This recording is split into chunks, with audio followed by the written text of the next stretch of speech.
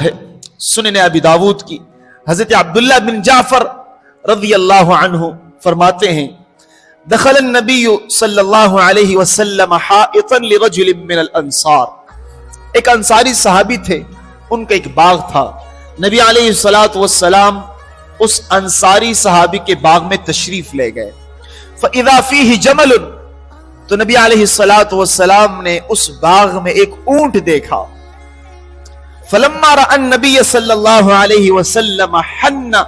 وذرفت عیناہ، اس اونٹ نے جب امام الانبیاء سرتاج المرسلین حضرت محمد الرسول اللہ صلی اللہ علیہ وسلم کو دیکھا تو ایک چیخ ماری، بلبلایا، تڑپا، کہ جیسے اونٹنی اپنے بچے کی جدائی پر چیختی اور چلاتی اور تڑپتی ہے، اور آنکھوں سے آنسو جاری ہو گئے۔ فَأَتَاهُ صلی اللہ علیہ وسلم، اتنے میں نبی علیہ الصلوۃ والسلام بذات خود اس اونٹنی کے پاس تشریف لائے، فَمَسَحَ ذَفَارَاهُ، جس طرح آپ اونٹ یا گائے وغیرہ پر ہاتھ پھیرتے ہیں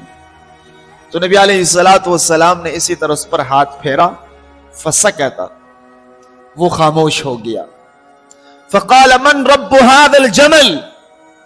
نبی علیہ الصلوۃ والسلام نے پوچھا کہ اس اونٹ کا مالک کون ہے، لمن هذا الجمل، یہ اونٹ کس کا ہے، فجاء فتى من الانصار، ایک انصاری نوجوان تشریف لائے، فقال لی یا رسول اللہ، عرض کرنے لگے حضور یہ میرا ہے، میں اس کا مالک ہوں، یہ اونٹ میرا ہے، فقال له، تو نبی علیہ الصلوۃ والسلام نے اس اونٹ کے مالک سے فرمایا افلا تتقی اللہ فی هذه البہیمہ، ارے بھائی کیا تم اس جانور کے بارے میں اللہ تعالیٰ سے نہیں ڈرتے، التی ملکک ایاہ، جس خدا نے تمہیں اس جانور کا مالک بنایا، فإنہ شکا الی،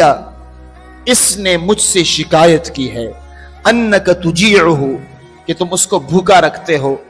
وتدعبہ، اور زیادہ کام لے کر تم اس کو دکھ پہنچاتے ہو۔ میرے نبی صلی اللہ علیہ وسلم معجزانہ طور پر جانوروں کی زبان بھی سمجھ لیتے تھے کہ جانور کیا بات کر رہا ہے، کس دکھ کے بارے میں شکایت کر رہا ہے، معجزانہ طور پر جس طرح سلیمان علیہ السلام سمجھ لیتے تھے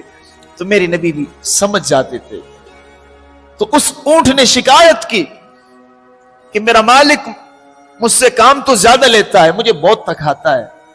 اور کھانا وقت پر نہیں دیتا، بھوکا رکھتا ہے۔ تو نبی علیہ الصلوۃ والسلام نے صحابی سے فرمایا کہ اللہ سے ڈر، خدا سے ڈر، اور امت کو پیغام دیا کہ کسی بھی چیز پر ظلم مت کرو، چاہے انسان ہو تو اس پر ظلم حرام ہے، جانور ہو تو اس پر ظلم حرام ہے، اگر تم نے جانوروں پر بھی ظلم کیا تو یہ ظلم کل قیامت کے دن تمہیں جہنم میں گرا دے گا۔ کوئی انسان پر ظلم کرے، کوئی زیادتی کرے، کسی کا کوئی حق مارے، کسی کو تڑپائے، کسی کو رلائے، یہ وہ گناہ ہے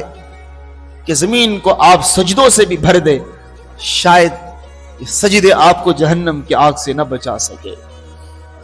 کسی پر کبھی ظلم نہ کرے، اپنی ذات سے کبھی کسی کو تکلیف نہ پہنچائے، باعث رحمت بنے۔ ہمیشہ کوشش کیجئے کہ میری ذات سے کسی کو راحت ملے، کسی کو سکون ملے، کسی کو چین ملے۔ یہ وہ عظیم نیکیاں ہیں کہ آپ اس کو معمولی سمجھتے ہیں، لیکن زمین اور آسمان کے بادشاہ اللہ کی نظر میں اس نیکی کی اتنی اہمیت ہے کہ ہم اس کا تصور بھی نہیں کر سکتے۔ کہ کتے پر ایک انسان نے رحم کیا، اس کو پانی پلایا، تو کتے کی اس اچھائی پر جو اس نے کی تھی، اس اچھائی کی برکت سے اللہ تعالیٰ نے اس کو جنت کا حقدار بنایا۔ تو غور کیجئے کہ جب ہم کسی پر ظلم کرتے، کسی کے ساتھ کوئی زیادتی کرتے ہیں تو اللہ تعالیٰ اس زیادتی کو نہیں بھولتے، اس کی سزا ملے گی اور ضرور ملے گی۔ دیر ہو سکتی ہے لیکن ایسا نہیں ہو سکتا کہ آپ بچ جائے۔ شاید دنیا میں کسی کے ساتھ کوئی ظلم کرے، وہ آپ کو سزا نہ دے سکے، آپ سے بدلہ نہیں لے سکے، لیکن اللہ تعالیٰ سے تو آپ کہیں بچ نہیں سکتے۔ وہ سزا دینے پہ آئے تو کوئی بچ نہیں سکتا۔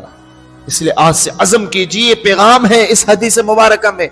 کہ کسی پر بھی ظلم نہ کرے، اپنی ذات سے کبھی کسی کو تکلیف نہ پہنچائے، تو اللہ تعالیٰ اس نیک عمل کی برکت سے آپ کو جنت کا حقدار بنا دیں گے۔ اللہ تعالیٰ ہمیں عمل کی توفیق عطا فرمائے۔